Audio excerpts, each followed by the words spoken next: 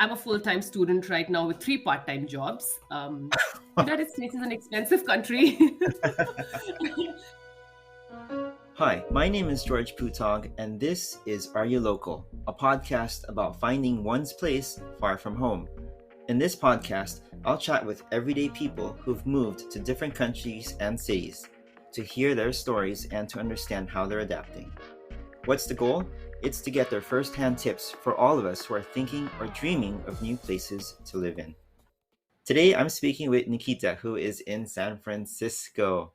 Hey Nikhita, how are you? Hey George, I'm very well. So glad to finally to see you again, to hear from you again. Let's just jump right in. Nikhita, tell me where you were originally from. I'm originally from New Delhi, which is the capital of India, but I actually spent the last decade in Bombay or Mumbai, like it's now known. So I guess I was a local of Mumbai more than a local of New Delhi. What motivated you to move to the United States? I moved to the US last year in January after deciding to quit my job and pursue higher studies.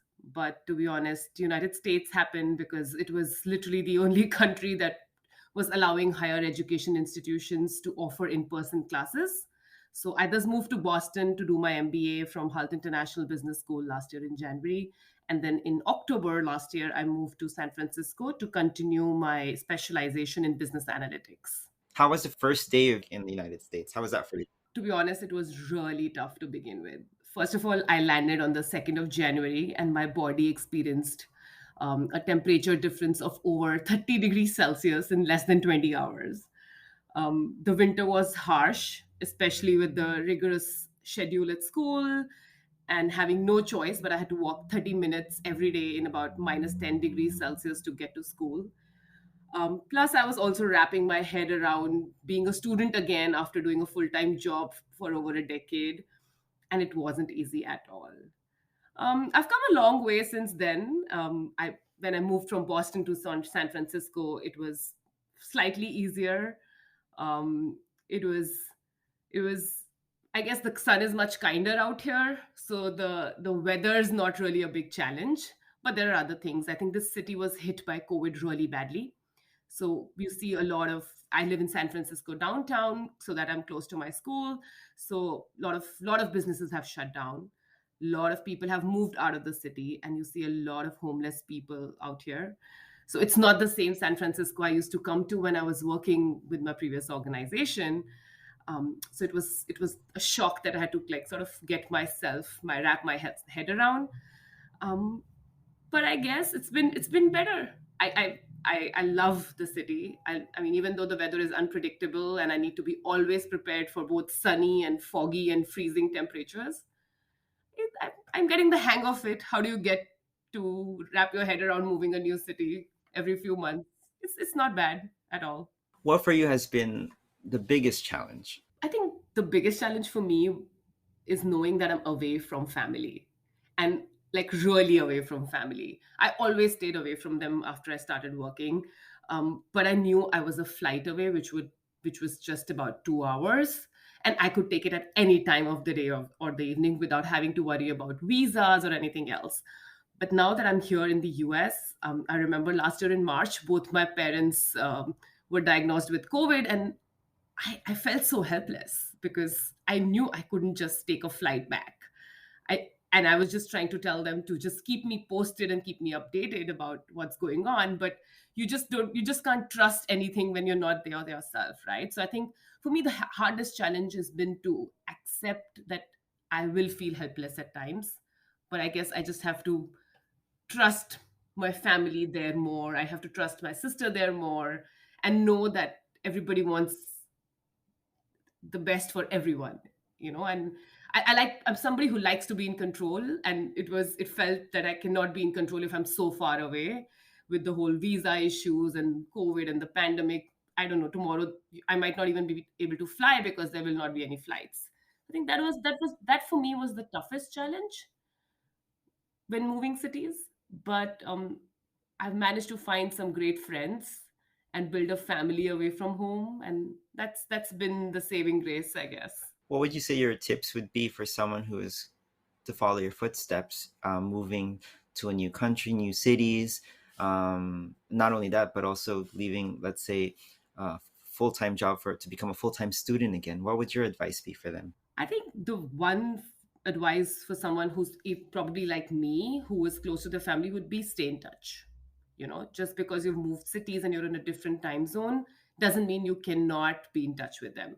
I mean, thank goodness for all the video calls that you can now do. Just be sure to be intentional about finding time to connect with them, because it just helps you with everything that's unpredictable in a new city. It just helps to feel grounded and at home, to be able to see your family back at home. That's one. But the second thing I would say is find time to go out. I moved as a student, which meant I had a very, very bad schedule. I needed to be in school all the time. I did meet a lot of new people, but I was conscious that I also went out beyond just meeting my school people. And the one thing I did was, I found a place which was where I was living with students not from my school. There were students from other schools doing. One was doing a PhD in another university. Another one was actually finishing school and now currently training to be an acrobat. So through the two of them, I ended up meeting different set of people, making a circle beyond my school, and that really helped me and enrich my knowledge about the city, about other cities, about the United States. So I think it just helps if you be more intentional about what you want to do with your time, and try and spend time doing what you're there for, but also get to know the city you're coming into, get to know the people from the city that you're coming into. I think I was lucky that Boston's also a city of lots of other students. So you meet a lot of people who are in the same boat as you are. So who are also wanting to talk to new people, who are also wanting to meet new people. So I guess take advantage, go out there, meet people is what I'd say. I'm Filipino American, and when I'm in the United States, I'm always curious to know more and more about my own Filipino American community. Like how are they? How has it been like for you to be an Asian American and to integrate? How has that been? Oh, I mean, it's actually been very easy because I'm not new for them, right? Like you have so many Indians, both of Indian origin and American origin here in the US, that it's not a new thing. There were Indians in my MBA class, there are Indians in my business analytics class. You would find Indians when you're walking around in San Francisco on the streets. You find the Indian grocery stores around here. So it hasn't really been challenging, but I have personally been very conscious about spending time and meeting people beyond the Indian origin, just so that I can know more about other cultures. I think this is the one chance that I have. So, like, I live with a Peruvian roommate. I teach her about Bollywood while she tells me all about the politics in Peru that is happening right now. So it just gives me a chance to, be more diversified in my knowledge about global cultures. We have like Sundar Pichai, Kamala Harris, Parag Agrawal. What effect do you think this has on the Indian American identity? Oh, I mean, to be honest, United States is full of Indians, both of American and Indian origin, at really senior positions in every industry, and I think they truly deserve to be there. As a student, I've seen this prove to be both an advantage and a disadvantage for us fellow Indians.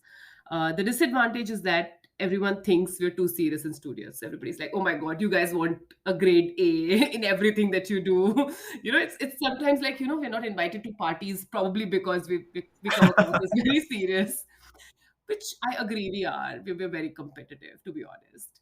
Um, but the advantage is that this has definitely opened up many more opportunities for us immigrants. These guys have put India on the map, and the expectations from Indians hence are very, very high in every field. Whether it is me being an ops intern as an Indian, or me leading marketing or technology for a company.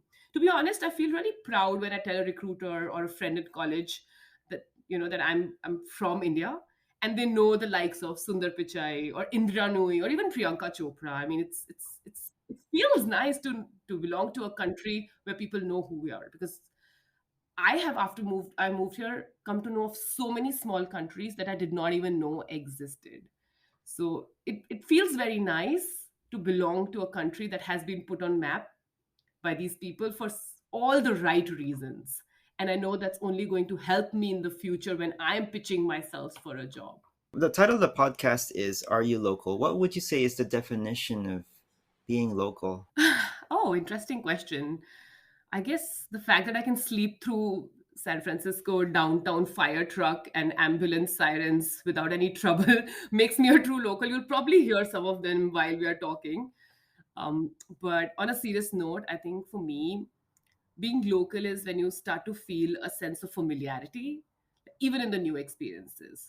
It feels new yet old in some way. You build a routine and it starts to feel like you belong. For example, I might try a new coffee shop here in San Francisco, but I somehow still feels at home to know that I would be given a million choices of milk to choose from, oat, almond, soy, whole milk, which would probably not happen in another city. Or when someone tells me that, there's this new place at Howard and First, I don't need to look up Google Maps. I just know the direction I need to, walk in. So that's being a local in San Francisco for me. Knowing the people, their ways, the streets, and just being one with them. So, basically when you come in, if you were to come in now and ask me what should you do in this city, I can spend hours talking about the things to do and the places to try, and I can probably give you like, paper map instructions about where to go. I think I know I'm a local now. What would be your favorite place in the city in San Francisco? My favorite place in city in San Francisco. Wow, that's a tough one because there are quite a few. But I think there's a place called Land's End here, which is basically the edge, and from there you can see the Golden Gate Bridge, the Pacific Ocean, and there are nice trails that you can walk around there and like go and sit on the cliffs. I think that part of San Francisco is my favorite. It's there's a nice park. You can just sit in the sun, or you can walk if you want to. There's lots of dogs there always. I quite like that area. And has the city opened up a bit now? I mean, the city is open, but I think so many people have left the city that it feels Mhm. empty. um, I know, but myself, a lot of my friends from my previous organization who used to live in San Francisco downtown have moved either to the south of Bay or just to another state altogether, right? To Florida or Texas. And I don't know if they're coming back because most of the tech world is becoming either half remote or fully remote, or they're giving them the opportunity to work from wherever they want to. So I'm not sure. And that has resulted in businesses shutting down here and not choosing to open. And it's sort of a systemic thing. If businesses are shutting down, there's more homeless situation, there's a little drug problem here in San Francisco. So it's not, I wouldn't say that it has opened up to its full glory that I saw when I used to come before, but let's hope it happens in the future. I'd like to ask, is there a comparison? How can you compare the two? I mean, Boston and San Boston and San Francisco. Francisco. Yeah. Oh, I am biased. I love Boston. I don't know. I think it's just something about the first city you land in Mm. when you change moving homes. Like it's not the first time that I came to the United States, but this time I knew I was coming for at least a longer time. I was coming to make this city home. So Boston's has a different vibe. It has a very, very different vibe. It's more American in its very, very own way because you find a Mm. lot of local people. You find a lot of people who are still there and who've been in Boston for a very, very long time. You find a lot of students, and then you find a lot of academia there. You find a lot of professors, you find a lot of researchers there, as opposed to San Francisco, which, I mean, I think if I'm not wrong, 90% of the people in San Francisco are not from San Francisco. I Mm. remember somebody telling me this statistic that you should definitely reconfirm. Anybody you meet here is not truly a native San Francisco city Mm. person, right? So it's a city of immigrants. So I do feel like, oh, here everybody is like me. And you see a lot more Asians, you see a lot more Indians in general as compared to Boston. But I have Boston has a soft corner in my heart. So if you say, oh, comparison, I would probably say Boston's better in everything. But San Francisco is the city of opportunities. It is Silicon Valley still, right? Mm. Yeah. You have a lot of new startups here. Every time I meet someone and they tell me the company that they're working for and the purpose of that company, it floors me. I'm like, how does even somebody come up with this problem to solve, right? It's crazy the kind of companies that are here, but they're doing great. They're giving such good opportunity to, people, younger people. You meet CXOs in their 20s, and there's so much to learn from them just from their experience.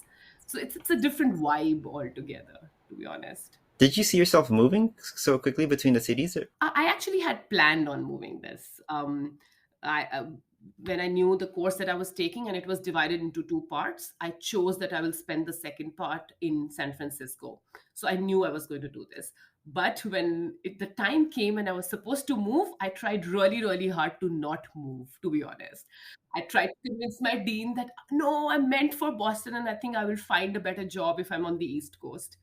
But in hindsight, I think I the choice of moving to San Francisco eventually in October was really good because I got to experience the two coasts of United States in such a short time. And I think when I will make my decision of where I want to work, it will be much more thoughtful. It would be much more. I won't be taking it with a blind side. I would know exactly what East Coast versus West Coast looks like. Speaking of, are you a full-time student, or are you have any other jobs? Are you like, I'm how a is that? full time. I'm a full time student right now with three part time jobs. United States is an expensive country, and after a point in time, you cannot fund it, especially with the Indian currency, which is really poor. So I'm working part time as a teaching assistant with a professor in my college, as well as supporting my operations team, my academic operations team in my college as a front desk intern. And I'm interning with a Detroit-based startup called Andonics.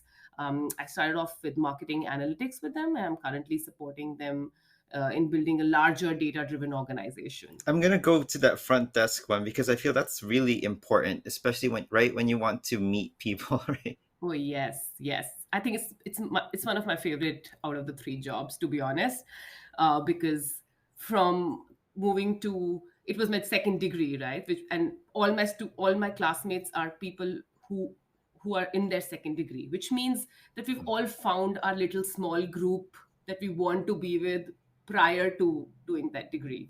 So the first few days were like we'll come to class, we'll attend the class, and we'll leave. We don't really network with each other unless there is a team assignment that comes in. And I think working on the front desk at the San Francisco campus has allowed me to know many more people, has allowed me to understand what are the problems a student faces, right? Because they'll come to us and talk about, hey, would you know where can I find this? Or hey, would you know if there is anybody looking for an apartment to rent with? So it's just, you get to hear and see the kind of problems that people face. And then there'll be people who can't even speak proper English, but they're trying to communicate with you because my school is a global school and we have a lot of students from Africa, Latin America, South America. So just to see people try so hard, it's just so nice to see everybody's investing in themselves and taking this big step of just moving to a new country without even knowing the language of that country. So Yeah. it makes me feel wow. I sometimes I used to tell myself, Nikita, you're doing a great job by taking this decision. And then I see these people and then like, you had it easy. Look at them trying to learn a new language altogether while they're investing in themselves in a master's degree. Hats off to students who actually truly do that. But I think US is a land of opportunities. What you've heard, that US is truly a land of opportunities.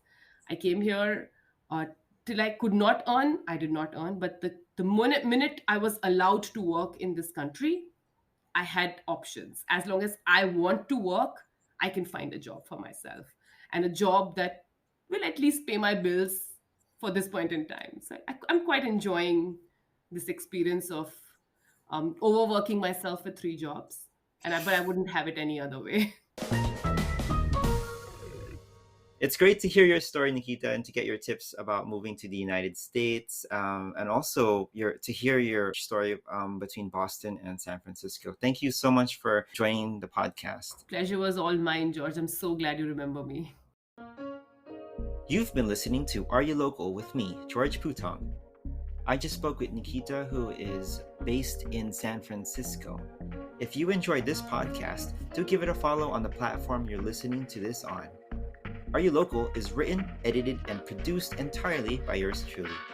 Thanks for listening. Maraming salamat.